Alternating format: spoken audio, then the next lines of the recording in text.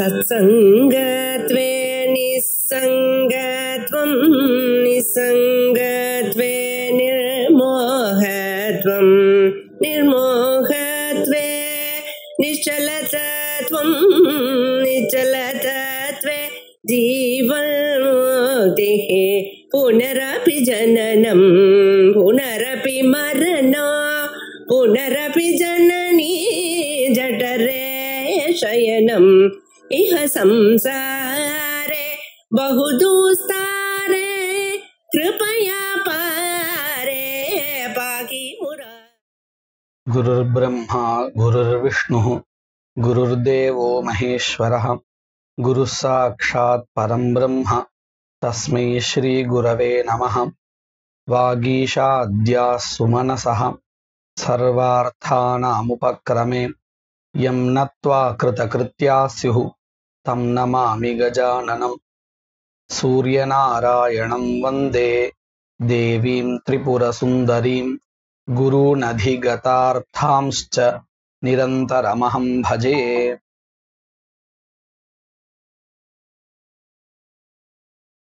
அபூர்வ விஷயத்துல விசாரம் பண்ணிட்டு இருக்கோம்.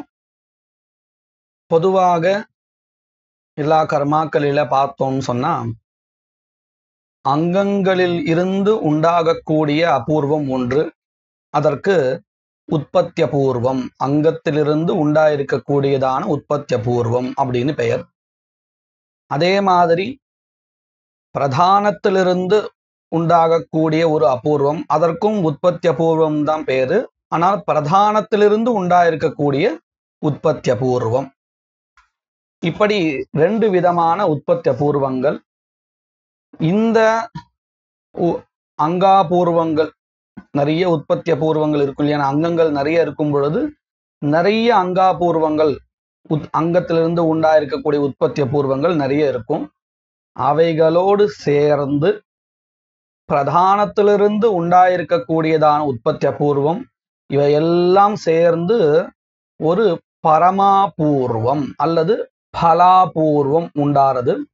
அதுதான் கர்மாவிற்கு உரியதான பலனை உற்பத்தி பண்ணி கொடுக்கிறது. இப்படிங்கிறது பொதுவாக எல்லா இடத்துலையும் இருக்கக்கூடிய விஷயத்தை பார்த்தோம். தர்ஷபூர்ணமாசயோஸ்து விசேஷா அப்படின்னு ஆரம்பிச்சு தர்ஷபூர்ணமாச ஸ்தலத்துல மாத்திரம் முன்னாடி சொல்லப்பட்ட அபூர்வங்களை காட்டிலும் ஒரு அதிகப்படியான சமுதாயாபூர்வகா அப்படிங்கிறத ஒத்துக்க வேண்டியதா இருக்கு. அப்போ இங்க என்ன சமுதாயகான்னா என்னது, எவைகளுடைய சமுதாயம் அப்படின்னு சொல்ல வேண்டி இருக்கிறதுனால அதை விளக்கிறதுக்காக முதல்ல பௌர்ணமாசி காலத்துல பண்ணக்கூடியதான 3 கர்மாக்கள் எவைகள், அவைகளுடைய உற்பத்தி வாக்கியங்கள் என்ன அப்படிங்கிறதெல்லாம் சொல்லி, ஆக்னேயா உபாம்சுயாகா அக்னிஷோமியா அப்படிங்கிற இந்த 3 கர்மாக்கள் பௌர்ணமாசி காலத்துல பண்ணப்படுகின்ற கர்மாக்கள். இந்த 3த்தினுடைய சேர்க்கை சமுதாயா, சமுதாயனா கூட்டம், ஒரு கூட்டம். இதற்கு பௌர்ணமாசி அப்படின்னு பேரு. எப்படி இந்த பேரு கிடைச்சது அப்படின்னு கேட்டால் வித்வத் வாக்கியத்தினால கிடைச்சது அப்படின்னு சொல்லி கொடுத்தா. அப்படின்னா என்னது, யதேவம் வித்வான் பௌர்ணமாசீன் யஜதே அப்படிங்கிற வாக்கியமானது இந்த 3 கர்மாக்களையும் அனுவாதம் பண்றது ஒரு சமுதாயமாக. அதனாலதான் யதேவம் வித்வான் பௌர்ணமாசீன் யஜதே அப்படின்னு துவிதீயா விபக்தியில இருந்தாலும் அது ஏக வச்சனத்தில் இருக்கு. அப்போ இந்த 3த்தினுடைய ஒரு சமுதாயமாக இங்க நமக்கு தெரியப்படுறது இந்த வித்வத் வாக்கியத்தினால. இது ஒரு சமுதாயா அப்படிங்கிறது வரையில் பார்த்தோம். இதுக்கு நடுவுல ஒரு சின்ன விசாரம் வந்தது. ஆக்னேய யாகத்தினுடைய உற்பத்தி வாக்கியத்துல யாகத்தையோ அல்லது ஹோமத்தையோ சொல்லக்கூடியதான வாக்கியமே இல்லையே அப்படின்னு கேள்வி கேட்டு, அங்கே திரவிய தேவதா சம்பந்தத்தை சொல்லக்கூடியதான ததித பிரத்யமானது இருப்பதினாலே ஆக்னேயம் அப்படிங்கிற பதத்துல நமக்கு தேவதா ததித பிரத்யா இருக்கிறதுனால திரவிய தேவதா சம்பந்தமானது யாக ஹோமம் இந்த இரண்டும் இல்லாமல் வேற எங்கேயும் கிட்டாது அப்படிங்கிறதுனால ஹோமத்தையோ யாகத்தையோ சொல்லக்கூடியதான பதம் அந்த வாக்கியத்தில் இல்லை என்றாலும் நாம் அதை கல்பனை பண்ணிக்க வேண்டியது அப்படின்னு ஒரு நடுவுல பிராசங்கிகமான ஒரு விசாரம். அதை போலவே உபாம்சு யாஜ மந்தராய ஜதி அப்படிங்கிற வாக்கியத்துல யஜத்தின்னு லட்லக்காரம் தானே கேட்கப்படுறது, ஸ்ரூயமானமா இருக்கு. யஜேத அப்படிங்கிற மாதிரியான விதி பிரத்யத்தை கொண்ட பதம் இல்லையேன்னு கேள்வி கேட்டு இந்த யஜதிங்கிற பதத்துக்கே யஜேத அப்படிங்கிறதான அர்த்தம் லட்சணையாக எடுத்துக்கொள்ள வேண்டும் அப்படின்னு ஒரு சமாதானம். ரெண்டாவதாக இன்னொரு ஒரு சமாதானம் சொல்லி கொடுத்தா, இந்த இடத்துல யஜத்தின்னு இருந்தாலும் அது லேட்லகாரத்தினுடைய ஸ்வரூபம், லட்லகாரம் இல்லை, பஞ்சமலகாரஹா அப்படின்னு அதற்கு பேரும் சொன்னா. எப்படி அந்த பேர் வந்ததுன்னு கேட்டால், இந்த லகாரங்களை நம்ம வரிசைப்படுத்தினோம்னு சொன்னா அகாராதி கிரமத்துல லு பிளஸ் அ லட் லகாரஹா, லிட் லு பிளஸ் இ, அடுத்தது உ லுட் லகாரஹா, அடுத்தது லிட் லகாரஹா. அதுக்கு அடுத்ததாக நம்ம அஞ்சாவதா பார்த்தோம்னா லு பிளஸ் ஏ லே லேட் லகாரஹா. இப்போ அஞ்சாவதாக இது வருதுன்னு நமக்கு தெரியறது. அதனால்தான் அதற்கு பஞ்சம லகாரஹான்னு பெயர் உண்டு. அதனுடைய சொரூபந்தான் இங்க உபாம்சு யாஜ மந்தரா யஜதிங்கிற இடத்துல இருக்குங்கிறதுனால இது விதி பிரத்யத்தை கொண்ட லகாரஹா தான் அப்படின்னு ரெண்டாவதாக ஒரு சமாதானம் சொன்னான். இந்த விசாரங்கள்லாம் பிராசங்கிகமா வந்த விசாரம். எடுத்துக்கொண்ட விசாரம் என்னது அப்படின்னு கேட்டா, பௌர்ணமாசி பதத்தினால 3 கர்மாக்கள் சொல்லப்படுகின்றன. அந்த 3த்தினுடைய ஒரு சமுதாயத்தை தான் பௌர்ணமாசி பதம் சொல்றது அப்படிங்கிறது நமக்கு புரிஞ்சது. இதனால நமக்கு என்ன கிடைச்சது? ஒரு சமுதாயம் கிடைச்சது. இப்போ ரெண்டாவதான ஒரு சமுதாயம் அது எப்படி வருதுன்னு நாம இப்போ இந்த கிரந்தத்திலிருந்து பார்க்க போறோம்.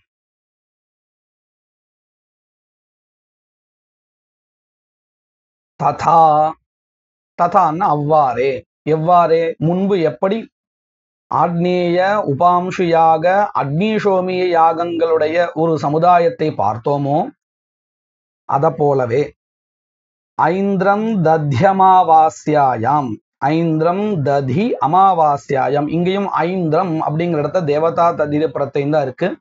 இந்த தேவதாகமான திரவியம் எது? ததி. அதற்கு ஐந்திரம் அப்படின்னு பெயர். ஐந்திரம் ததி, இந்திரனை தேவதையாக கொண்ட ததி திரவியகமான யாகா இந்த வாக்கியத்தினால விரிக்கப்படுறது. அதே மாதிரி ஐந்திரம் பயஹா அமாவாஸ்யாயாம், இங்கேயும் ஐந்திரம் அப்படிங்கிற பதம் இந்திர தேவதாவை கொண்டது. இங்க 2 இடத்தையும் நல்லா கவனிக்கலாம். ஐந்திரம் ஐந்திரம் தான் வருது. அந்த பதத்துக்கு என்ன அர்த்தம்? இந்திர தேவதா, இந்திரன் என்கின்ற தேவதையை கொண்டது, அந்த தேவதாவுக்கு சம்பந்தப்பட்டது, அது மட்டும்தான் தெரியுது ஐந்திரம் அப்படிங்கிறதுனால. ஆனா 2 இடத்துலயும் அந்த இந்த சம்பந்தப்பட்ட திரவியம் வெவ்வேறு. அத நாம எப்படி தெரிஞ்சுக்க வேண்டியது இருக்கு? அடுத்தாப்புல வரக்கூடிய பதத்தை வச்சுட்டுதான். அதாவது ஐந்திரம் பதம் இந்த தேவதா சம்பந்தி திரவியம் அப்படின்னு பொதுவாக சொல்றது. அந்த திரவிய விசேஷம் எது அப்படிங்கிறத இந்த ததி பதம், அதே மாதிரி பயஹா அப்படிங்கிற பதம், இந்த 2ம் சொல்லி கொடுக்கிறது. இப்போ இங்க 2 கர்மாக்கள் நமக்கு தெரிஞ்சு போயாச்சு. அது எந்த காலத்துல பண்ண வேண்டியது? அமாவாஸ்யா காலத்துல பண்ண வேண்டிய கர்மாக்கள். அமாவாஸ்யான்னு சொல்றோமே தவிர்த்து அது பிரதமையில நடக்கக்கூடியது. ஆரம்பம் அமாவாசையில ஆரம்பிச்சிடும். அதுக்கு தேவையான தோகனங்கள் எல்லாம் முன்னாடியே பண்ண ஆரம்பிச்சிடுவா. ஐந்திரம் தத்யமாவாஸ்யாயாம் ஐந்திரம் பயஹ அமாவாஸ்யாயாம் இதி வாக்கிய விஹிதௌ சான்னாய யாகௌ. இந்த 2 யாகங்களுக்கு ஒரு பேர் உண்டு, சான்னாயம் அப்படின்னு பேர்.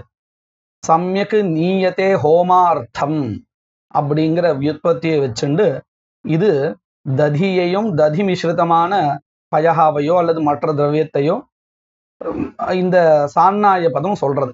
அப்படி பார்த்தோம்னு சொன்னா இந்த 2 கர்மாக்களுக்கும் சேர்த்து இந்த பெயர் வேதத்திலிருந்தே நமக்கு சொல்லப்பட்ட பெயர் சான்னாயம்.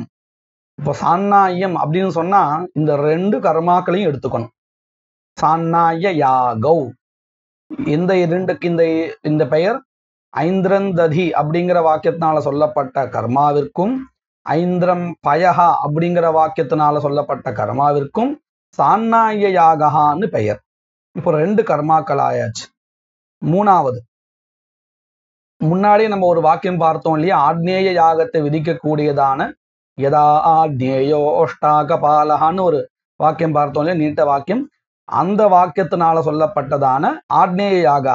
ஆக்னேய யாகா பௌர்ணமாசி காலத்திலையும் உண்டு, அமாவாசை காலத்திலையும் உண்டு. அப்போ 3 கர்மாக்கள் ஆயாச்சு. அதைத்தான் இங்க சொல்லி கொடுக்குறா. யதாக்னேய இதி வாக்கிய விஹித ஆக்னேயஸ்ச அமாவாஸ்யாயாம் பிரதானானி. எப்படி பௌர்ணமாசி அப்படிங்கிற பெயரை கொண்ட சமுதாயத்தில் இருக்கக்கூடிய 3 பிரதானங்கள் இருந்தனவோ அதே போலவே இங்கேயும் 3 கர்மாக்கள். ஏஷாம் த்ரயானாம் சமுதாய போதகம் வாக்கியம். என்னது? எதேவம் வித்வானமாவாஸ்யாக யஜதே. எப்படி அங்க ஏவம் வித்வான் பௌர்ணமாசி யஜதேன்னு இருக்கோ, பௌர்ணமாசியா யஜதேன்னு இருக்கோ, அதை போல இங்கேயும் ஏவம் வித்வான் அமாவாஸ்யா யஜதே அப்படின்னு இருக்கு. இந்த வாக்கியத்துக்கும் வித்வத் வாக்கியம்னு பேரு.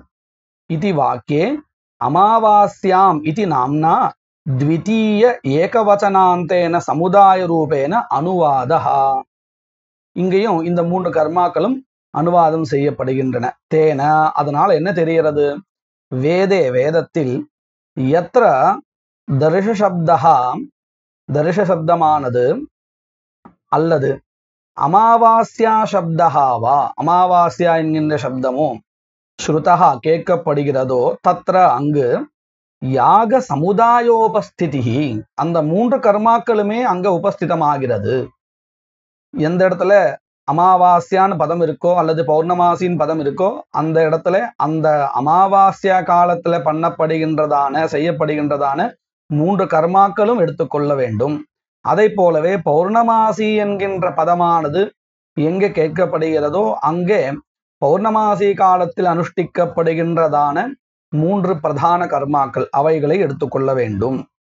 திரிகஸ்ய அமாவாஸ்யா பௌர்ணமாசி சப்தாபியாம் சமுதாய ரூபேன, ஒவ்வொரு 3த்தையும் ஒவ்வொரு பதத்தினால, அதாவது ஆக்னேய அக்னிஷோமிய உபாம்ச யாகத்தை பௌர்ணமாசி பதத்தினாலையும், ஐந்திரந்ததி ஐந்திரம்பயா ஆக்னேய யாகத்தை அமாவாஸ்யா பதத்தினாலையும், வித்வத்வாக்கே அனுவாதஸ்ய, இப்படி அனுவாதம் செய்யப்படுகிறது இல்லையா. இப்படி அனுவாதம் செய்யப்படுவதனுடைய பிரயோஜனம் என்ன? வித்வத்வாக்கே, இப்படி வித்வத்வாக்கியத்தில் இவ்வாறாக அனுவாதம் செய்யப்படுவதனுடைய அனுவாதஸ்ய பிரயோஜனம் தூ, பிரயோஜனம் என்னவென்றால் தர்ஷ பூர்ணமாசாபியாம் ஸ்வர்க காமோ யஜேதா இத்யாதோ த்விவச்சன உபபத்திஹி. தர்ஷ பூர்ணமாசாபியாம் ஸ்வர்க காமோ யஜேதா அப்படிங்கிறது அதிகார விதிஹி, பல விதிஹி. அதாவது கர்மாவிற்கும் பலத்திற்கும் உரியதான சம்பந்தத்தை சொல்லக்கூடியதான வாக்கியம் இது. இந்த வாக்கியத்துல நாம கவனிச்சோன்னு சொன்னா திருத்தீயா விபக்தியந்தம் பதம் தர்ஷ பூர்ணமாசாபியாம் அப்படிங்கிற பதம். ஆனா அது த்விவச்சனத்துல இருக்கு. தர்ஷங்கிற பெயரை கொண்ட தனிய ஒரு கர்மா, பௌர்ணமாசிங்கிற பெயரை கொண்ட தனிய ஒரு கர்மாவா எங்கேயும் இல்லவே இல்லை. தர்ஷன் என்கின்ற பதத்தினால நாம முன்னாடி சொல்லப்பட்டதான ஐந்திரந்ததி ஐந்திரம் பயஹா ஆக்னேயா, பூர்ணமாசி பதத்தினாலே ஆக்னேயா உபாம்சியாக அக்னிஷோமியா, இந்த திரிகம்தான் இங்கே அனுவாதம் செய்யப்படுகிறது. இப்படி சமுதாயத்தை நாம வித்வத் வாக்கியத்திலிருந்து தெரிந்து கொள்ளவில்லை என்றால் இந்த வாக்கியத்துல த்விவச்சனத்தை வச்சுண்டு தர்ஷ பூர்ணமாச யாகத்திற்கு பல சம்பந்தத்தை சொல்ல முடியாது. நாம சொல்றதா இருந்தா எப்படி சொல்ல வேண்டிய, எப்படி ஒரு நிலைமை வரும் அப்படின்னு கேட்டா 6 கர்மாக்கள் இல்லையா, அப்போ தர்ஷ பூர்ணமாசைஹி அப்படின்னு சொல்ல வேண்டியது ஆயிடும். அப்பையும் கூட தர்ஷ பதத்துக்கு தர்ஷ காலத்துல பண்ணக்கூடியதான கர்மாக்கள் 3, பூர்ணமாச பதத்துக்கு பூர்ணமாச காலத்தில் பண்ணக்கூடியதான 3 கர்மாக்கள், இப்படின்னு அர்த்தம் பண்ணிட்டு தான் அப்பயும் சொல்ல முடியும். நேரடியாக சொல்ல முடியாது, லட்சணியா தான் சொல்லணும். தர்ஷம் பதத்துக்கு அந்த காலத்தில், அதாவது தர்ஷ காலத்தில் செய்யக்கூடிய கர்மாக்கள் அப்படின்னு லட்சணையா தான் அர்த்தம் பண்ணிக்கணும். ஆக மொத்தம் நமக்கு இப்ப என்ன தெரிகிறது? வித்வத் வாக்கியத்தினால சமுதாயானுவாதம் ஒத்துக்கொண்டு இப்படி அர்த்தம் பண்ணினால் மட்டும்தான், சமுதாயம் ஒன்று அப்படின்னு வச்சிருந்தால்தான் இங்க த்விவச்சனம் ஒத்து போகும். தர்ஷ பூர்ணமாசாபியாம் சொர்க்க காமோ யஜேதா இத்தியாதோ த்விவச்சன உபபத்திஹி. அந்யதா இப்படி சமுதாயத்தை நாம் ஒத்துக்காமல் தனித்தனி கர்மா பிரதானமா எடுத்துட்டால் ஷண்ணாம் ஆக்னேயாதி யாகானாம் பகுத்வாது, ஆக்னேயம் முதலிய கர்மாக்கள் எத்தனை வந்துடுது? 6 வந்திருக்கு. அப்போ பகுவச்சனம் தானே சொல்ல வேண்டும். பகுத்வாத் தர்ஷபூர்ணமாசைஹி இது பகுவச்சனம் சியாத். பகுவச்சனம் தான் இங்க வந்திருக்க வேண்டியதான ஒரு சூழல் இருக்கும். ஆனா அப்படி இல்லை. வேத வாக்கியம் தர்ஷபூர்ணமாசாபியாம் அப்படின்னு த்விவச்சனம் தான் இருக்கு. இதுல இருந்து நமக்கு என்ன தெரியறது? வித்வத் வாக்கியம் சமுதாய அனுவாதகம் அப்படின்னு நமக்கு தெரியறது. அனுவாதம்னா என்னது? நாம இந்த விஷயத்தை ஏற்கனவே பார்த்திருக்கோம். கிரந்தத்துல இப்ப சொல்லி கொடுக்குறா. என்னது? மானாந்தரேன பிராப்த அர்த்தஸ்ய புனஸ்ரவணம் அனுவாதஹா. வேற ஒரு பிரமாணத்தினால கிடைக்க பெற்றதை மறுபடியும் இங்கே சொல்லுவது, அதாவது கிடைக்கப்பெற்ற ஒன்றை மறுபடியும் சொல்வது அனுவாதஹா. மானாந்தரேன, அதாவது யதாத்ஞேயங்கிற வாக்கியம், உபாம்சி யாகத்தை சொல்லக்கூடிய உற்பத்தி வாக்கியம், ததி பயோ யாகத்தை சொல்லக்கூடிய உற்பத்தி வாக்கியம், இவைகளால் அந்தந்த கர்மாக்கள் கிடைக்க பெற்றன. கிடைத்த அந்த கர்மாக்களை மறுபடியும் வித்வத் வாக்கியத்துல தர்ஷ பதத்தினாலையும் பூர்ணமாச பதத்தினாலையும் அனுவாதம் செய்யப்படுறது. சரி, ததா இப்போ இதுவரையில் நமக்கு என்ன கிடைச்சிருக்கு அப்படின்னு கேட்டா, ஒவ்வொரு சமுதாயம் கிடைச்சிருக்கு. நாம இன்னும் கூட அபூர்வ விஷயம் எடுத்துட்டு அபூர்வ விஷயத்துல இன்னும் வரல. இப்போதைக்கு நம்ம என்ன பண்ணிட்டு இருக்கோம்? 6 பிரதானங்கள் இருக்கு. இந்த பிரதானங்களை ஒரு சமுதாயமா ஆக்கி 3 ஒரு சமுதாயம் ஆக்கி 2 சமுதாயமா நாம இப்போ தெரிஞ்சு வச்சுட்டு இருக்கோம். இதுக்கப்புறம் இங்க இந்த 3 யாகங்களுடைய ஒரு சமுதாயம் இருக்கு இல்லையா, தரிசகா பூர்ணமாசகான்னு, அவைகளுக்கு அங்கங்கள் உண்டு. எந்த அங்கங்கள்? அதைத்தான் மேற்கொண்டு சொல்றா. ததா பலவத் ஆக்னேயாதி சந்நிதோ ஆம்நாதானி பிரயாஜ ஆஜ்யபாக அனுயாஜாதீனி ஷண்ணாம் யாகானாம் அங்கபூதானி. பிரயாஜ அனுயாஜம் முதலிய பல அங்கங்கள் இருக்கின்றன. இந்த பிரயாஜங்கள்லாம் அங்கங்கள். ஆக்னேயா, அக்னிஷோமியா, உபாம்சியாக இவைகள்லாம் பிரதான கர்மாக்கள். எப்படி நிர்ணயம் பண்றது அப்படின்னு கேட்டா, அதுக்கு ஒரு வழி காமிச்சு கொடுக்கறா. பலவத் அப்படிங்கிற பதத்தை வச்சுன்னு பார்த்தா தெரியும். எந்த கர்மாவிற்கு ஸ்வர்க்கம் முதலிய பலன் சொல்லப்பட்டு இருக்கோ அந்த கர்மாக்கள் பிரதான கர்மாக்கள். எந்த கர்மாக்களுக்கு தனியாக பலன் சொல்லப்படவில்லையோ அந்த கர்மாக்கள் பலவத்தாக இருக்கக்கூடிய கர்மாக்களுக்கு அங்கம். இப்போ நாம பார்க்கலாம். தர்ஷபூர்ணமாசாபியாம் சொர்க்க காமோ யஜேதா அப்படிங்கிற வாக்கியத்தினால ஸ்வர்கா பலன் அப்படின்னு சொல்லப்பட்டிருக்கு. எந்த கர்மாக்களுக்கு? தர்ஷன் என்கின்றதான பதத்தினால் சொல்லப்படுகின்ற ஐந்திரந்ததி, ஐந்திரம் பயகா, ஆக்னேயா. பூர்ணமாச பதத்தினால சொல்லப்படுகின்ற ஆக்னேயா, உபாம்சியாக, அக்னிஷோமியா, இந்த கர்மாக்களுக்கு அப்படின்னு தெரியறது இல்லையா? அப்போ இந்த கர்மாக்களுக்கு பலன் இருக்குன்னு தெரியறது. அப்போ இந்த கர்மாக்கள் எப்படி இருக்குன்னு கேட்டால் பலவத்தாக இருக்கின்றன. இந்த மாதிரி பலத்துடன் கூடியதான கர்மாக்களுக்கு சமீபத்துல, அதாவது அந்த பிரகரணத்துல படிக்கப்படுகின்றதான பலன் சொல்லப்படாத கர்மாக்கள், அந்த கர்மாக்கள் பலவத்தான ஆக்னேயம் முதலிய கர்மாக்களுக்கு அங்கமாகின்றன. அப்போ இந்த வாக்கியம் நமக்கு நல்லா புரிய வருது. பலவத் ஆக்னேய சந்நிதோ, பலத்தை கொண்ட ஆக்னேயம் முதலிய பிரதான கர்மாக்களினுடைய சந்நிதியில் படிக்கப்பட்டதான அபலமான அதாவது பலன் சொல்லப்படாத பிரயாஜம் முதலிய கர்மாக்கள் ஆக்னேயம் முதலிய கர்மாக்களுக்கு அங்கமாகின்றன. அதைத்தான் இந்த வாக்கியத்தினால சொல்லிட்டு இருக்கா. ததா பலவத் ஆக்னேயாதி சந்நிதௌ ஆம்னாதானி பிரயாஜ ஆஜ்யபாக அனுயாஜாதீனி ஷண்ணாம் யாகானாம் 6 யாகங்களுக்கு. எந்த 6 யாகங்கள்? ஆக்னேயா முதலிய 6 யாகங்கள் இருக்கு இல்லையா, அந்த யாகங்களுக்கு அங்கபூதானி அங்கங்களாக இருப்பவைகளாக இருக்கின்றன. ஏவம் ஸ்திதே தர்ஷபூர்ணமாசாபியாம் ஸ்வர்ககாமோ யஜேதா இத்யஸ்ய அயமர்த்தः. தர்ஷபூர்ணமாசாபியாம் ஸ்வர்ககாமோ யஜேதா அப்படிங்கிற வாக்கியத்துக்கு என்ன அர்த்தம் அப்படின்னு கேட்டா, தர்ஷபூர்ணமாசாபியாம் சமுதாயாபியாம் பரஸ்பர சகிதாபியாம் ஸ்வர்காபூர்வம் குறியாத். அதாவது தர்ஷ சமுதாய பூர்ணமாச சமுதாய, இந்த சமுதாயங்களால், அதுவும் எப்படி? பரஸ்பரம் சேர்ந்திருப்பவைகளால் ஸ்வர்க்கத்தை உண்டு பண்ணக்கூடியதான பரமாபூர்வம், அதாவது பலாபூர்வம் உற்பத்தி பண்ண வேண்டியது அப்படின்னு அர்த்தமா. அப்போ நமக்கு ஒரு சந்தேகம் வரும், எப்படி இந்த இரண்டும் சேர்ந்து, 2 சமுதாயமும் சேர்ந்து பரமாபூர்வத்தை பலாபூர்வத்தை உண்டு பண்ணும்? ஏன் அப்படின்னு கேட்டா, ஆக்னேய அக்னிசோமிய உபாம்ச யாகங்கள் இந்த 3மே பௌர்ணமாசி காலத்தை அனுஷ்டிக்கப்பட வேண்டியவைகளா இருக்கு. ஐந்திரந்ததி ஐந்திரம் பயகா ஆக்னேயா இந்த 3ம் அமாவாஸ்யா காலத்துல பண்ண வேண்டியவைகளா இருக்கு. 2த்துக்கும் ஒரு சம்பந்தம் இல்லை, சாகித்யம் இல்லை. அங்கத்துக்கும் பிரதானத்துக்குமே சாகித்யம் இல்லைங்கிறதுனால தான் நம்ம உற்பத்திய பூர்வம்னு ஒண்ணு கல்பிச்சோம்.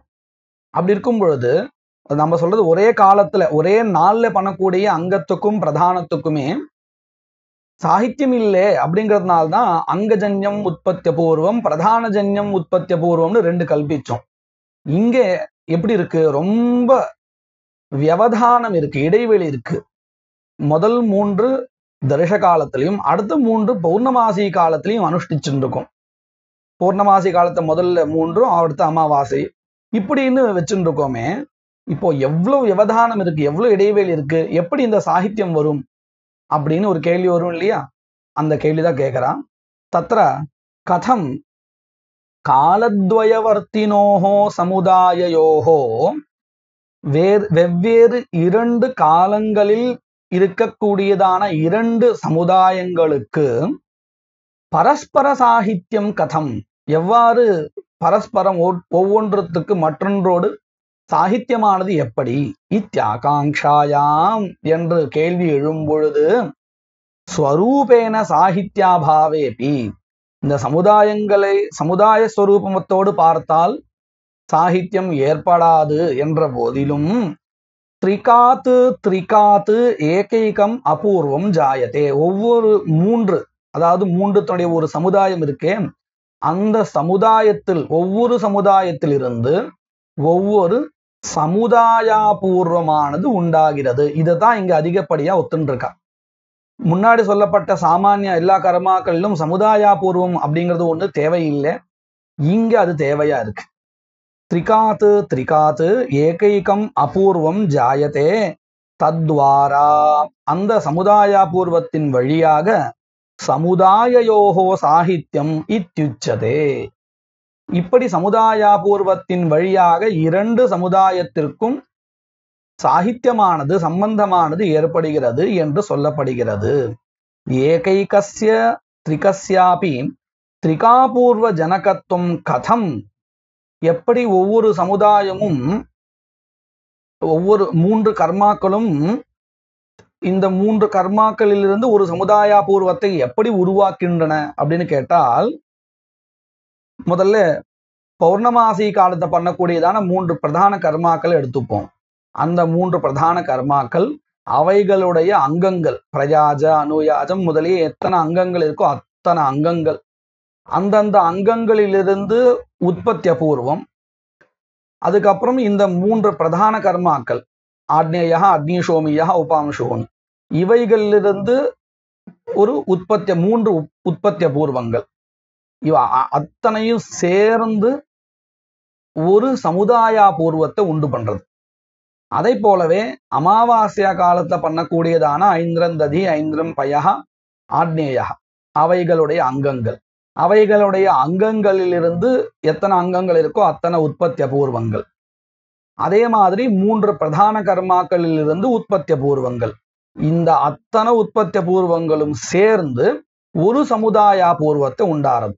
இப்போ எவ்வளவு இருக்குன்னு கேட்டா மொத்தம் மேல் நிலையில 2 சமுதாய பூர்வங்கள் வந்திருக்கு. அந்த 2 சமுதாய பூர்வத்திலிருந்து ஒரு மகாபூர்வம், பலாபூர்வம், பரமாபூர்வம் எந்த பெயர் வச்சாலும் சொல்லிக்கலாம். அதாவது பலனை உண்டாக்கக்கூடியதான எந்த ஒரு அபூர்வம் உண்டோ அது. அப்போ கீழிருந்து நம்ம மேல பார்த்தோம்னா அங்கங்களிலிருந்து உண்டான உற்பத்திய பூர்வம், 3 பிரதானங்களிலிருந்து உண்டானதான உற்பத்திய பூர்வம், இந்த அத்தனை உற்பத்திய பூர்வம் சேர்ந்து ஒரு சமுதாய பூர்வம். இதே மாதிரி அந்த பக்கம் இப்படி 2 சமுதாய பூர்வம் சேர்ந்து ஒரு பரமாபூர்வம். இப்படின்னு தர்ஷபூர்ணமாச ஸ்தலத்துல மாத்திரம் கொஞ்சம் வித்தியாசம் உண்டு. அதைத்தான் மேற்கொண்டு விளக்க போறா. ஏகைகஸ்ய த்ரிகஸ்யாபி த்ரிகாபூர்வ ஜனகத்துவம் கதம் இத்யாகாங்ஷாயாம் பிரயாஜ அனுயாஜாதி பூர்வோத்தர அங்க கலாப விசிஷ்டஸ்ய. பூர்வோத்தர அப்படிங்கிறது நம்ம முன்னாடியே பார்த்திருக்கோம். பிரதானத்துக்கு முன்னாடி பண்ணக்கூடியவைகள், பின்னாடி பண்ணக்கூடியவைகள் அங்கங்கள், அவைகளிலிருந்து உண்டானதான உற்பத்திய பூர்வங்கள், கலாபன்னா கூட்டம், அந்த உற்பத்திய பூர்வ கூட்டம். விசிஷ்டஸ்ய ஏகைகஸ்ய த்ரிகஸ்ய சமுதாயாபூர்வ ஜனகத்துவம் உச்சதே. ஏகைகஸ்ய த்ரிகஸ்ய சர்வாங்க சாஹித்ய ரூபே சாஹித்யம் ஸ்வரூபேன ந சம்பவதி இதி த்ரிபிஹி யாகைஹி த்ரீணி உற்பத்திய பூர்வாணி ஜாயந்தே. இங்க இரண்டாவதான அடுத்த ஸ்டெப், அதாவது இந்த பிரதானங்களிலிருந்து வரக்கூடியதான 3 உற்பத்திய பூர்வங்கள். அதையும் ஒத்துக்கிறோம். 3 யாகங்களும் சேர்ந்து தானே ஒரு சமுதாய பூர்வத்தை உண்டாக்கணும். அந்த 3 யாகங்களுடைய சாகித்யம் எப்படி வரும்? சொரூபமா கிரியாவை வச்சுட்டு பார்த்தால் கிடைக்காது. அப்போ ஒவ்வொரு பிரதானத்திலிருந்து ஒவ்வொரு உற்பத்திய பூர்வம் உண்டாருதுன்னு ஒத்துக்கணும். இப்படி 3, அந்த 3லிருந்து ஒரு சமுதாய பூர்வம். ஏகைகஸ்ய த்ரிகஸ்ய சர்வாங்க சாகித்யம் ஸ்வரூபேன, அங்கங்களோடோ அல்லது இந்த பரஸ்பரம் பிரதானங்களோடோ சாகித்யம் ஸ்வரூபேன ந சம்பவதி இதி த்ரிபிஹி யாகைஹி த்ரீணி உற்பத்திய பூர்வாணி ஜாயந்தே. தத்வாரா சர்வாங்க சாகித்யம், பிரயாஜாதிகளிலிருந்து உண்டான உற்பத்திய பூர்வங்களோடு இந்த பிரதான உற்பத்திய பூர்வங்களுக்கு ஒரு சாகித்யம். அங்கானாம் அபி பிரயாஜாதீனாம் ஸ்வரூபேன பிரதான சாகித்ய அபாவாது. அங்கங்களுக்கும் பிரதானத்துக்கும் எப்படி சாகித்யம் வரும்? ஸ்வரூபத்தோடு கிரியாஸ்வரூபமா பார்த்தா வராது. அதனால அங்கங்கள் இருந்து உற்பத்திய பூர்வம். ஸ்வரூபேன சாகித்ய பிரதான சாகித்ய அபாவாத் தத்தத் உற்பத்திய பூர்வத்வாரா சாகித்யம் வாச்சியம். ததாச்ச பிரதானஜன்ய உற்பத்திய பூர்வாணாம் பிரயாஜாதிஜன்ய உற்பத்திய பூர்வைஹி சாகித்யம் யதஸ்தி ததேவ பிரதானானாம் அங்க விசிஷ்டத்துவ ரூபத்துவம் சாங்கத்துவம். பிரயாஜாதிகள் எந்த அங்கங்கள் உண்டோ அவைகளில் இருந்து உண்டான உற்பத்திய பூர்வங்கள், 3 பிரதான கர்மாக்கள், அவைகளிலிருந்து உண்டான உற்பத்திய பூர்வங்கள், இவைகளுடைய சேர்க்கை, இதுக்கு எல்லாத்தினுடைய சேர்க்கை, இதுதான் பிரதானத்திற்கு அங்கங்களுடன் சேர்ந்த பிரதானம் அப்படின்னு சொல்றோம் இல்லையா? அங்கங்களுடன் கூடிய பிரதானம் அப்படின்னு சொல்றோம் இல்லையா? அது இதுதான். ஏவம் ரூபேன யத் சாகித்யம் அஸ்தி ததேவ பிரதானானாம் அங்க விசிஷ்டத்துவ ரூபம் சாங்கத்துவம். ஏவஞ்ச பௌர்ணமாஸ்யாம் ஆக்னேயாதிஜன்யைஹி த்ரிபிஹி அபூர்வைஹி பிரயாஜாதிஜன்ய உற்பத்தியபூர்வ சச்சிவைஹி சமுதாயாபூர்வமேகம் ஜன்யதே. பௌர்ணமாசி காலத்துல அனுஷ்டிக்கப்படுவதான ஆக்னேயாதி முதலிய 3 பிரதான கர்மாக்களிலிருந்து வரக்கூடிய உற்பத்திய பூர்வம், அவைகளோடு பிரயாஜாதிஜன்ய உற்பத்திய பூர்வ சச்சிவைஹி, சச்சிவகான்னு சொன்னாலும் சமூகா கலாபகா மாதிரி, ஜாத்தம் அப்படின்லாம் சொல்றோம் இல்லையா, அதே எல்லாத்துக்கும் ஒரே அர்த்தம் தான், கூட்டம். சச்சிவைஹின உற்பத்திய பூர்வ சமூகைஹி சமுதாயாபூர்வம் ஏகம் ஜன்யதே ததா தர்ஷேபி, தர்ஷ காலத்திலையும் ஆக்னேய ஐந்திரஜன்ய ஆக்னேய ஐந்திரத்வயஜன்யேஹி, ஆக்னேயம் 1 ஐந்திரம் 2 இவைகளிலிருந்து உண்டான த்ரிபிஹி அபூர்வைஹி அங்கோத்பத்திய பூர்வ சச்சிவைஹி ஏகம் த்ரிகாபூர்வம் ஜன்யதே தாபியாம் த்ரிகாபூர்வாபியாம் ஆக்னேயாத்யுத்பத்யபூர்வ த்ரிதயத்வயஜன்யாபியாம் பலஜனகீபூத மகாபூர்வம், பலாபூர்வ நாமகம், மகாபூர்வம் சொன்னாலும் பலாபூர்வம் சொன்னாலும் ரெண்டும் ஒண்ணுதான். பலாபூர்வ நாமகம் ஜன்யதே ததஸ்ச பலம். இந்த கிரமத்தை நாம முன்னாடியே விவரிச்சிருக்கோம். ததாச்ச சர்வாங்க உபகிருதாபியாம், எல்லா அங்கங்களாலையும் உபகாரம் செய்யப்பட்ட தர்ஷபூர்ணமாசாபியாம், தர்ஷபூர்ணமாசாபியாம் சொன்ன இந்த 6 கர்மாக்கள் எடுத்துக்கணும், சமுதாயத்தை எடுத்துக்கணும். அபூர்வத்வாரா ஸ்வர்க்கம் குர்யாத் பலாபூர்வ நிஷ்பத்தையே சாங்க பிரதான கர்த்தவியதா போதகா விதி பிரயோக விதிஹீதி சித்தம். இப்ப பாருங்க, இதுல நாம இது எதுக்காக எடுத்துட்டோம்? பிரயோக விதிக்காக எடுத்துட்டோம். தர்ஷபூர்ணமாசாபியாம் அபூர்வத்வாரா ஸ்வர்க்கம் குர்யாத் அப்படின்னு எது சொல்லி கொடுத்தது நமக்கு அப்படின்னு கேட்டா பிரயோக விதி. பலாபூர்வ நிஷ்பத்தையே சாங்க பிரதான கர்த்தவியதா போதகா விதி.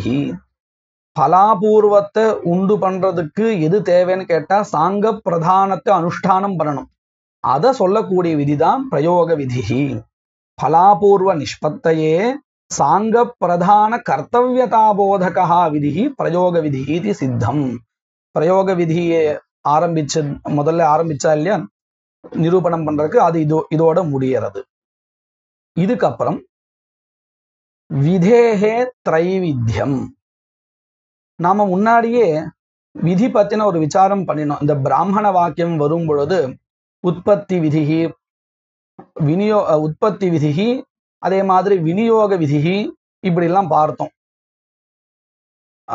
அதிகார விதிகி எல்லாம் பார்த்தோம். இதுல உற்பத்தி விதினா என்ன சொன்னோம்? கர்மாவினுடைய உற்பத்தியை சொல்லக்கூடிய வாக்கியம் உற்பத்தி விதிகி. அங்க பிரதான சம்பந்த போதகா விதி, அங்காங்கி பாவத்தை சொல்லக்கூடிய விதி விநியோக விதின்னு பார்த்தோம். பிரயோக விதி தான் இப்போ பார்த்து முடிச்சோம். அதிகார விதின்னு ஒண்ணு பார்த்தோம், அதாவது பல சம்பந்தத்தை சொல்லக்கூடிய விதி அதிகார விதின்னு பார்த்தோம். இப்போ அதே விதிகள்ல வேற ஒரு பார்வையில அவைகளுக்கு வேற பேரு கிடைக்கிறது. எப்படி நம்ம லோகியத்துல பார்க்கலாம், ராமன் இருக்கார், சீதையை வச்சுன்னு பார்க்கும் பொழுது அவர் கணவன், தசரதரை வச்சு பார்க்கும் பொழுது அவர் புத்திரன், லக்ஷ்மணனை வச்சு பார்க்கும் பொழுது அவர் சகோதரன். ஆனா அவர் ஒருத்தர் தான். அப்ப நம்ம பார்க்கிற பார்வையை வச்சுண்டு சகோதரன்னு சொல்றோம், பர்த்தான்னு சொல்றோம், புத்திரஹான்னு சொல்றோம், உறவு முறை மாறி சொல்றோம். ஆனா ஆள் ஒருத்தர் தான். அத போலதான் இங்கேயும் வாக்கியம் ஒண்ணுதான், அதை நாம எந்த வகையில பார்க்கிறோமோ அப்போ அதுக்கு பேரு மாறுறது. இப்போ நாம எடுத்துக்கிற வாக்கியங்களும் முன்னாடி சொன்ன வாக்கியங்கள் தான். ஆனா அதை எந்த பார்வையில பார்க்கிறோம்னு வச்சுண்டு அதற்கு இப்போ வரக்கூடிய பேர் கிடைக்க போறது.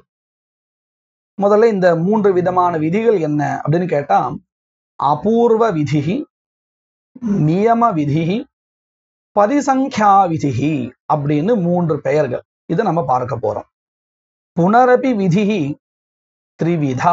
புனரபின்னு சொன்னா என்ன அர்த்தம்? முன்னாடி நம்ம ஒரு வகையில விதிகளை பார்த்தோம். உற்பத்தி விதிகி, விநியோக விதிகி, அதிகார விதிகி, பிரயோக விதிகி இப்படின்னு பார்த்தோம்.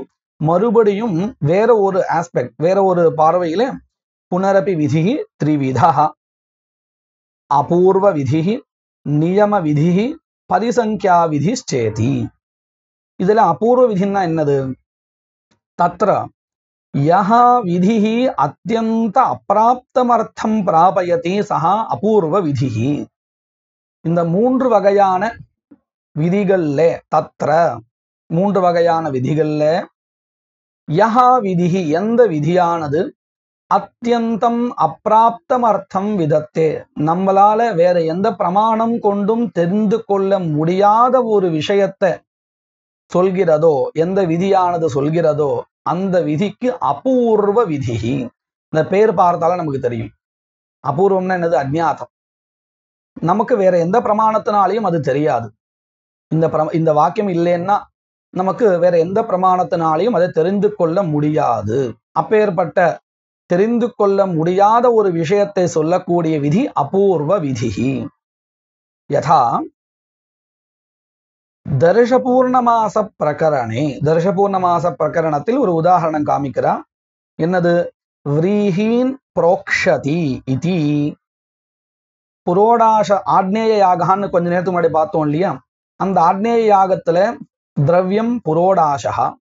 அந்த புரோடாசகா அப்படிங்கிறது அரிசி மாவை வச்சுன்னு பண்ண வேண்டியது. அரிசிங்கிறத நம்ம விரீஹின்னு சொல்லிட்டு இருக்கோம், அல்லது எவ அதனுடைய மாவை வச்சுட்டு பண்ண வேண்டிய ஒரு திரவியம். அப்போ நமக்கு அந்த விரீஹியானது வேண்டியிருக்கு மூலப்பொருளாக. அதுல புரோக்ஷணம் பண்ணணும் அப்படின்னு இருக்கு. இப்ப பாருங்க, இந்த விரீஹின் புரோக்ஷதி அப்படிங்கிற ஒரு வாக்கியம் இல்லைன்னா நாம புரோக்ஷணம் பண்ணுவோமோ? நமக்கு அது நெசசிட்டி இல்லை, அதை பண்ணிதான் பண்ணணுங்கிறது இல்லை. அப்படியே நம்ம எடுத்துன்னு பண்ணிடலாம் இல்லையா? புரோக்ஷணம் பண்ணணும் அப்படிங்கிறது இந்த வாக்கியத்தை விட்டால் நமக்கு வேற எந்த ஒரு பிரமாணத்தினாலையும் தெரியாது. அப்போ அஜ்ஞாதமான ஒரு விஷயத்த இந்த வாக்கியம் நமக்கு சொல்லி கொடுக்கிறது. அப்படி புரோக்ஷணம் பண்ணாத விரீஹியை பயன்படுத்தினால் நமக்கு அந்த கர்மாவுக்கு தேவையான யோக்கியமான ஒரு திரவியம் கிடைக்காது, அயோக்கியமான திரவியம் தான் கிடைக்கும். அப்போ கர்மா சகுணம் ஆகாது இல்லையா? அப்போ இந்த வாக்கியம் தான் நமக்கு புரோக்ஷணத்தை சொல்லி கொடுக்கிறது. விரீஹீன் புரோக்ஷதி இதி ஏதத்வித்யபாவே. இந்த விரீஹீன் புரோக்ஷதி என்கின்றதான விதி இல்லை என்றால் தர்ஷபூர்ணமாசீய விரீஹிஷு புரோக்ஷணம் கதமபி ந பிராப்னோதி. தர்ஷபூர்ண மாசத்துல உபயோகப்படுத்துகின்ற விரீஹிகள்ல புரோக்ஷணமானது கதமபி ந பிராப்னோதி, தெரியவே தெரியாது. ஏதத்விதி சத்வேது, இந்த விதி இருக்குமே ஆனால் தத் சம்பந்தி விரீஹிஷு, அதாவது தர்ஷபூர்ணமாச யாகத்திற்கு சம்பந்தப்பட்ட விரீஹிகளில் புரோக்ஷணம் பிராப்னோத்தேவா, புரோக்ஷணமானது தெரியும். இதி என்பதினால் அத்தியந்த அப்பிராப்த, அத்தியந்தம்னா என்ன அர்த்தம்? வேற எந்த பிரமாணங்களாலையும் கிடைக்க பெறாத புரோக்ஷண பிராபகா, புரோக்ஷண பிராபகத்வாத், புரோக்ஷணத்தை தெரிவிப்பதினால் இந்த விதியானது அயம் அபூர்வ விதிஹி. இது நம்ம லௌகிகமான ஒரு பிரமாணத்தை வச்சு கூட பார்க்கலாம். நாம ஒரு தெரியாத இடத்துக்கு போயிருக்கோம். நாம போய் சேர வேண்டிய இடம் எந்த வழியில போனா கிடைக்கும் நமக்கு தெரியவே தெரியாது. அங்க எப்படி வழி இருக்கா இல்லையா கூட தெரியாது நமக்கு. ஒரு இடத்துல நாம வழி தெரியாத நின்றுட்டோம். அங்க இருக்கிறவர், அவர்கிட்ட நம்ம கேட்கிறோம் என்ன பண்ணணும். அவர் நமக்கு ஒரு வழி காமிக்கிறார். இந்த வழியா போனால் உங்களுக்கு நீங்க போய் சேர வேண்டிய இடத்தை சேரலாம். அப்போ அவர் காமிச்ச வழி இருக்கே நமக்கு அத்தியந்தம் அஜ்ஞாதம். அவர் காமிக்கலைன்னா நமக்கு வழியும் தெரியாது. அது தெரியாதுன்னு நின்றுட்டு இருக்கோம் நாம. அவர் நமக்கு அந்த வழியை காமிச்சு கொடுத்துக்கார். இப்போ அவருடைய வாக்கியம் அபூர்வ விதி சமானம். இது லௌகிகமா இருக்கு உதாரணம், ஆனா புரிஞ்சுக்கிறதுக்காக நான் இதை சொல்றேன். ஏன் நான் மெனக்கட்டு இந்த உதாரணம் சொல்றேன்னா, அடுத்தடுத்த பிரமாணங்களையும் இதே மாதிரி உதாரணத்தை சொல்லி புரிய வைக்கிறதுக்கு சுலபம்னு நான் நினைக்கிறேன். இப்போ நாம அபூர்வ விதிக்கு ஒரு லௌகிகமான உதாரணம் பார்த்தோம். எப்படி நமக்கு தெரியாத ஒரு வழி, எப்படி போகணும்னே தெரியாது. அப்போ நமக்கு ஒருத்தர் வழி காமிக்கிறார். இந்த வழியா போனால் உங்களுக்கு கிடைக்கும், நீங்க போக வேண்டிய இடத்துக்கு இப்படி போகலாம். அப்போ இது அபூர்வ விதிக்கு உரியதான ஒரு உதாரணமா நம்ம சொல்லலாம். இப்போ இன்னொரு நிலைமையில நம்ம யோசிக்கிறோம் பாருங்க. நான் ஒரு இடத்துல நிக்கிறேன், போக வேண்டிய இடத்துக்கு 3 வழி இருக்கு. 1 2 3 வழி இருக்கு. 3 வழியில நான் எந்த வழியில போனாலும் கூட நான் போய் சேர வேண்டிய இடத்துக்கு என்னால் சேர முடியும். இப்படி 3 வழிகள் இருக்கு. 3 வழிகள் இருக்கும் பொழுது எனக்கு மேலதிகாரி யாரோ ஒருத்தர் சொல்றார், இந்த நடு வழி இருக்க 2வதா 1 2 3 அந்த 2வது வழியா தான்ப்பா நீ போகணும், 1த்துலயும் 3த்துலயும் போகக்கூடாது அப்படின்னு சொல்ற. இப்ப பாருங்க, எனக்கு போறதுக்கு 3 உபாயங்கள் இருக்கு, 3 வழிகள் இருக்கு. ஆனால் இந்த வழியா தான் போகணும் அப்படின்னு எனக்கு மேலதிகாரி சொல்லிட்டார். அப்படி நான் அவர் பேச்சை மீறிட்டேன்னா எனக்கு ஏதோ ஒரு அனிஷ்டம் வந்துடும் இல்லையா? அதே அவர் சொன்ன பேச்சை நான் கேட்டுட்டேன்னா எனக்கு ஏதோ இஷ்டம் வரும். இப்போ நான் என்ன பண்ணுவேன், 3 உபாயங்கள் இருந்தாலும் இப்படித்தான் நான் போகணும்னு நினைப்பேன். 2வது வழியாக நடு வழி என்ன இருக்கோ 2வது அதுல தான் போவேன். அப்போ இந்த இடத்துல நமக்கு என்ன தெரிகிறது, 3 வழிகள் இருக்கும் பொழுது, 3 உபாயங்கள் இருக்கும் பொழுது நான் 1வது வழியில போயிட்டேன்னா 2வது வழியானது நான் தேர்ந்தெடுக்க மாட்டேன்னு அர்த்தம். அப்படி நான் தேர்ந்து எடுக்காத ஒரு வழிய அவர் தன்னுடைய வாக்கினால் என்ன பண்ணார், இதுல நீ போ அப்படிங்கிறார். அப்ப என்ன பண்ணினார் அவர், நான் 1வதையோ 3வதையோ தேர்ந்தெடுத்தால் எந்த வழி வராதோ அந்த வராத வழியை வரும்படி செஞ்சார். அதாவது 1வதையோ 3வதையோ வழியை நான் தேர்ந்தெடுத்தால் 2வது வராத போயிடும். அப்படி வராம போகக்கூடாது, அதுல தான் போகணும்னு நினைக்கிறார். அப்போ என்ன பண்றார், நீ 2வதுல போ அப்படிங்கிறார். இது நல்லா புரிஞ்சிருக்கு இல்லையா? அத்தனையிலையும் போக முடியும். அதனால தான் நான் 1வதையோ 3வதையோ எடுக்கிறதுக்கு எனக்கு வாய்ப்பு இருக்கு. அப்படி இருக்கும் பொழுது 2வதை நான் எடுக்காம விட்டுருவேணும்னு நினைச்சிருந்து அவர் என்ன பண்றார், நீ இதுல தான் போகணும் அப்படிங்கிறார். அப்போ மற்ற வழிகளை நான் எடுத்துக்கும் பொழுது, மற்ற உபாயங்களை எடுத்துக்கொள்ளும் பொழுது எந்த உபாயமானது கிடைக்காம போயிடுமோ அதை கிடைக்கும்படி செய்யறத வாக்கியம் எது உண்டோ அதுதான் நியம விதின்னு பேர். அதைத்தான் நம்ம இப்போ பார்க்க போறோம். யஸ்ச பக்ஷே அப்ராப்தம் அர்த்தம் நியமயதி சஹ நியம விதிஹி யதா தத்ரைவ விரீஹி நவஹந்தி இதி. நாம இந்த முதல்ல லட்சணம் சொல்லியிருக்கா, அதை படிக்கிறதுக்கு முன்னாடி உதாரணம் பார்த்துட்டா லட்சணம் புரியும். விரீஹின் அவஹந்தின்னு உதாரணம். அவஹரணம் அப்படின்னு சொன்னா ஒரு உரல்ல போட்டு அது குத்துறது. எதுக்காக அப்படின்னு கேட்டா, இந்த ஆக்னேய யாகத்துல புரோடாசகாதன திரவியம், புரோடாசகா அப்படிங்கிறது அரிசி, அந்த விரீஹினால வரக்கூடிய மாவு, அதை வச்சுன்னு பண்ணக்கூடியது. அந்த மாவு வேணுமா இருந்தால் விரீஹிக்கு மேல இருக்கக்கூடியதான அந்த உமி இருக்கே, விரீஹிங்கிறது ஒரு அரிசியினுடைய ஒரு ஜாதி தான், அந்த உமியை நீக்கினாதான் மாவை ஆக்க முடியும். அதுக்கு என்ன பண்ணணும்னு கேட்டா அதை உரல்ல வச்சு குத்தணும், அப்பதான் அந்த தோல் நீங்கும். அதுக்கு தான் அவஹானம்னு பேர்.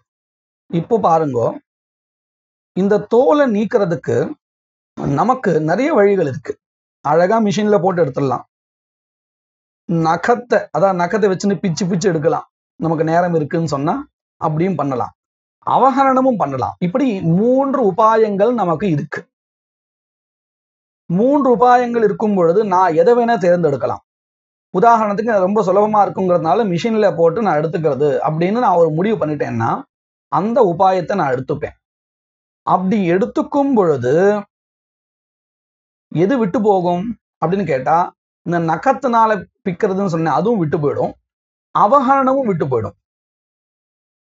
இதுல எனக்கு அவஹரணம் விட்டு போகக்கூடாது அப்படின்னு நினைக்கிறான். அப்ப என்ன பண்ணுவான், நீ அதை பண்ணக்கூடாது, அவஹரணம் தான் பண்ணணும் இல்லையா? இந்த 3 உபாயங்கள்ல எதை வேணா எடுத்துக்கலாம். ஒரு சமயத்தை நான் நேரடியாக அவஹரணமே கூட எடுத்துக்கலாம், ஒன்றும் தோஷம் இல்லை. ஆனா நான் எடுத்துக்காத பட்சத்துல அது வராது போயிடுறது இல்லையா? வேற உபாயத்தை எடுத்துக்கும் பொழுது அவஹரணம் வராத போயிடுறது இல்லையா? அப்படி அது வராம போகக்கூடாது அப்படிங்கிறதுக்காக அதை விதிக்கிறது இல்லையா? இந்த அவஹரணம் அத்தியந்தம் அப்பிராப்தம் இல்லை, அதுவும் 4-5 உபாயங்கள், அதுவும் ஒண்ணுதான். ஒரு சமயம் நான் மிஷின் வேண்டாம் அவஹரணத்தை வச்சே பண்றேன்னு அதுவும் நான் எடுத்துக்கலாம். அதனால அத்தியந்தம் அப்பிராப்தம் இல்லை. முன்னாடி அபூர்வ விதி சொல்லும் பொழுது அத்தியந்தம் அப்பிராப்தம்னு சொன்னோம். இங்க அத்தியந்தம் அப்பிராப்தம் இல்லை. ஏதோ ஒரு சமயம் ஏதோ ஒரு பிரயோகத்துல நான் அதையும் எடுத்துக்கலாம், வாய்ப்பு இருக்கு. அப்படி எடுத்துக்காத பட்சத்துல அவகரணம் கிடைக்காத போயிடுமே, அப்பிராப்தம் ஆயிடுமே. அப்படி அப்பிராப்தமா இருக்கக்கூடியத பிராபகமா இருக்கக்கூடிய விதிதான் நியம விதி. நான் இப்போ மிஷின்ல போட்டு எடுத்துக்கிறது அப்படின்னு நான் அந்த உபாயத்துக்கு போயிட்டேன்னா, இந்த அவகரணம் அப்படிங்கிறதான இந்த ஒரு உபாயம் அப்பிராப்தம் ஆயிடும். இப்படி அப்பிராப்தமாக இருக்கக்கூடிய இத பிராபகமா சொல்லக்கூடிய விதி எது? விரீஹீன் அவஹந்தி அப்படிங்கிற இந்த விதி. அப்போ இது என்னது? நியம விதி. அதைத்தான் இங்க சொன்னா, யஸ்ச பக்ஷே அப்பிராப்தம் அர்த்தம். பக்ஷேன்னு சொன்ன அர்த்தம் ஏகஸ்மின் பிரயோகே அப்படின்னு வச்சுப்போம். ஒரு குறிப்பிட்ட பிரயோகத்துல, எந்த பிரயோகத்துல நான் அவகரணம் எடுத்துக்காத மத்த உபாயத்தை எடுத்துக்கிறேனோ அந்த பிரயோகத்துல அப்பிராப்தம் அர்த்தம், கிடைக்க பெறாத ஒரு உபாயத்தை, பக்ஷே அப்பிராப்தமர்த்தம் நியமயதி சஹா நியம விதி. எந்த பிரயோகத்துல நான் வேற ஒரு உபாயத்தை எடுத்துட்டேனோ அந்த பிரயோகத்துல அப்பிராப்தமான அர்த்தம் எது அப்படின்னு கேட்டா அவகரணம். அந்த அர்த்தத்தை, அந்த உபாயத்தை நியமயதி யஹா விதிஹி சஹா நியம விதிஹி யதா தத்ரைவ விரீஹீன் அவஹந்தி இதி ஏதத்வித்யபாவே. இந்த விதி இல்லை என்றால் தார்ஷ பௌர்ணமாசிகேஷு விரீஹிஷு, தர்ஷ யாகத்திலோ அல்லது பௌர்ணமாசி யாகத்திலோ விரீஹிஷு உற்பத்தி வாக்கியாவகத புரோடாஷ உபயோகி. இங்க நம்ம கவனிக்க வேண்டிய விஷயம் என்னன்னு கேட்டா, ஆக்னேய யாகத்துக்கு தர்ஷத்திலையோ அல்லது பௌர்ணமாசிலையோ ரெண்டுத்திலுமே சரி, விரீஹி நேரடியான திரவியம் இல்லை, புரோடாசம்தான் நேரடியான திரவியம். அதற்கு மூலபூதமா இருக்கக்கூடியதுதான் விரீஹி. அதுதான் சொல்லி கொடுத்துட்டு இருக்கா. தார்ஷ பௌர்ணமாசிகேஷு விரீஹிஷு, எப்பேற்பட்ட விரீஹி? அது மூல திரவியமாக இருக்கக்கூடியது. அதுதான் சொல்லிட்டு இருக்கா. உற்பத்தி வாக்கிய கத, ஆக்னேய யாகத்தினுடைய உற்பத்தி வாக்கியம் எதா ஆக்னேயோ அஷ்டாகபாலஹா அப்படின்னு நாம படிச்சோமே அந்த வாக்கியம். அதுல புரோடாசம் தானே ஸ்ரூயமானமா இருக்கு திரவியமாக. உற்பத்தி வாக்கியாவகத புரோடாச உபயோகி தண்டுல நிஷ்பத்தியனுகூல வைத்துஷ்ய காரியாய, அந்த புரோடாசத்தை செய்வதற்கான மூல பொருளான தண்டுலன்னா என்னது? இந்த உமியை எடுத்ததுக்கு அப்புறம் வரக்கூடியது அரிசின்னு சொல்லுவோம். அது தண்டுல நிஷ்பத்தி, தண்டுலத்தை உண்டாக்குவதற்கு தேவையான வைத்துஷ்ய காரியாய, வைத்துஷ்யம் சொன்னா அந்த துஷ விமோகான்னு சொல்லுவோம், உமியை நீக்குதல். தண்டுலத்தை, அந்த அரிசி மணிகளை தயார் செய்வதற்கு தேவையான தோல் நீக்குவதற்காக அவகணனவது, அவகரணத்தை போல கதாச்சித்து ஒரு சமயத்தில் உபாயாந்தரமாக இருக்கக்கூடிய நக விதலனமபி, நக விதலனமும் கூட பிராப்னுயாத் வரலாம், அதையும் எடுத்துக்கொள்ளலாம். அந்த சமயத்தில் தஸ்மின் பக்ஷே, அந்த சமயத்தில், அந்த பிரயோகத்தில் அவகரணஸ்ய பிராப்தேஹே அபாவாத், அவகரணம் கிடைக்க பெறாது என்பதினால், அபாவாத் காரிய அந்யதோபபத்தேஹே அவகரணஸ்ய பாக்ஷிகி பிராப்திஹி ஸ்யாத். அப்போ என்ன ஆயிடும் அப்படின்னு சொன்னா, காரியமானது வேற ஒரு உபாயத்தினால கிடைச்சது, உபாயத்தினால நடக்கிறது என்பதனால அவகரணத்தினுடைய பிராப்தி வராத போயிடும். வேற உபாயத்தினாலே அந்த காரியம் நடக்கும் பொழுது இதையே எடுத்துப்பானே அப்படின்னு இது வராத போயிடும். அவகரணஸ்ய பாக்ஷிகி அப்பிராப்திஹி ஸ்யாத் சதிது அஸ்மின் விதௌ. பாக்ஷிகி பிராப்திகின்னு சொன்ன என்ன அர்த்தம்? அப்பிராப்திகி நித்திய பிராப்திகி பாக்ஷிகி பிராப்திகின்னு இருக்கு. நித்திய பிராப்தினா எப்பொழுதும் இதுவே கிடைக்கும். பாக்ஷிகி பிராப்தினா அர்த்தம் ஒரு சமயம் கிடைக்கும், ஒரு சமயம் கிடைக்காது. அதாவது உபாயாந்தரம் எடுத்துக்கும் பொழுது இந்த அவகரணம் கிடைக்காது. உபாயாந்தரம் எடுக்காத பட்சத்துல, அவகரணத்தை எடுக்கிற பட்சத்துல இந்த அவகரணம் அந்த பிரயோகத்துல வரும். அப்போ நித்திய பிராப்தி கிடைக்காத போயிடும். சதிது அஸ்மின் விதோ, இந்த விதி இருக்கும் பட்சத்தில், விரீஹீன் அவஹந்தி அப்படிங்கிற விதி இருக்கும் பட்சத்தில், அவஹரணேனைவ வைதுஷ்யம் காரியம், அவஹரணத்தினால மட்டுமே இந்த துஷ விமோகமானது, அதாவது தோலை நீக்குவது என்பது காரியம் செய்ய வேண்டியது இதி என்று நியமே சதி, நியமம் இருக்கும் பொழுது, விதலனம் சர்வாத்மனா நிவர்த்ததே. விதலனம் அப்படின்னு சொன்னா இந்த நக விதலனம் அல்லது யந்திர ஸ்தாபனமோ இந்த மாதிரி எந்தெந்த உபாயங்கள், வேறு உபாயங்கள், அவஹரணத்தை தவிர்த்து இருக்கக்கூடிய உபாயங்கள் எவைகள் இருக்கின்றனவோ அவைகள் சர்வாத்மனா நிவர்த்தந்தே, மொத்தமாக போயிடும். இதி அயம் விதிஹி நியம விதிஹி, விரீஹீன் அவஹந்தி என்கின்ற இந்த விதியானது நியம விதி என்று சொல்லப்படுகிறது. மங்கள ஸ்லோகம். சூரியநாராயணம் வந்தே தேவீம் திரிபுர சுந்தரீம் குருநதிகதார்த்தாம்ஸ்ச நிரந்தரமஹம் பஜே.